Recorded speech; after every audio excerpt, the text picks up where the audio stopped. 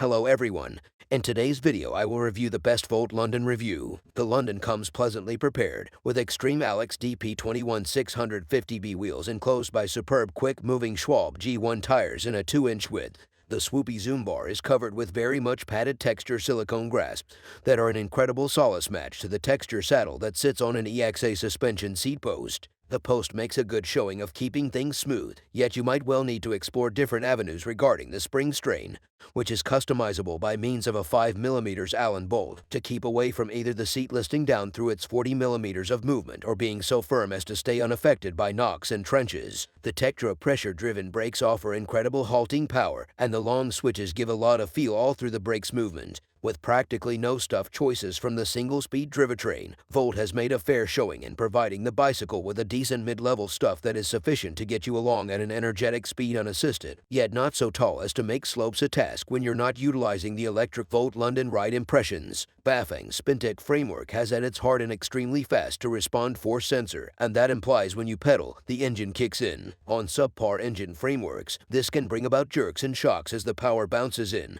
However, the London takes care of the power and without a hitch, matching your endeavors. On most single-speed e-bikes I've tried, I left away realizing they were metropolitan runabouts for moderately level rides. The London, disregarding its name, is prepared to do more than moving around downtown areas in its single stuff. My neighborhood test rides and my extensive drive to the workplace aren't the very thing you'd call level, yet the Volt even adapted well to the more extreme slopes. I wound up involving the engine power as proxy gears. In the low setting, the bicycle is ideal for keeping you at an energetic speed on the level. Typical adds a smidgen even more a push that is perfect for really moving territory, and the high mode provides you with a decent push of back center point power that will assist you with getting the better of most slopes. The trigger beneath the Spintec display initiates the handy Walk Plus mode. Steve Sayers, R-Media. Since it really works like a small choke, I additionally found it extraordinary at traffic signals while setting off from a standing beginning. Here, it'll give you a little lift up to around 10 miles per hour, guaranteeing you stretch out beyond traffic. The Showcase experiences a periodic wavering in the battery level, rising a stage on the battery realistic mid-ride for reasons unknown. That implies it's not the most reliable with regards to measuring your excess reach. The battery rushes to eliminate and is sensibly conservative, and the stout charger will get it from void to full in barely short of 4 hours. The battery's 504 Wh limit is bigger than the vast majority of its adversaries. Volt guarantees a scope of up to 60 miles, and on my longest run I oversaw 59.25 meters divided by 95.5 kilometers with 226 feet divided by 678. 5 meters of slope climbing. On a complement course, I would effortlessly have surpassed 60 miles. The exhibition of the engine and the London's light taking care of result in a bicycle that is nippy, ride in an agreeable yet not plainly loosened up position,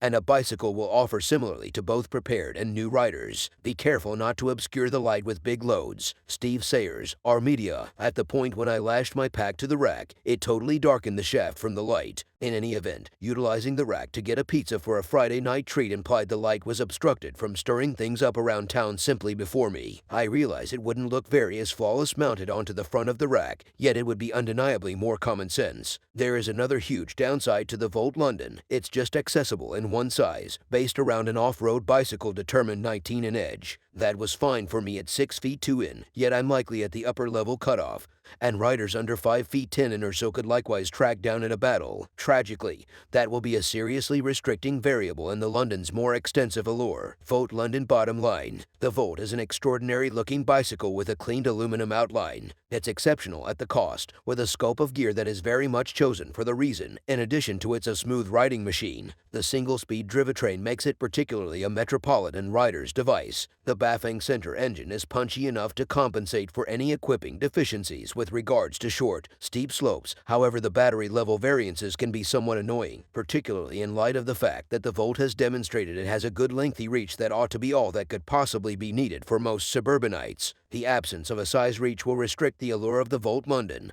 However, in the event that it fits you, it's positively worth thinking about this easily helped administrator.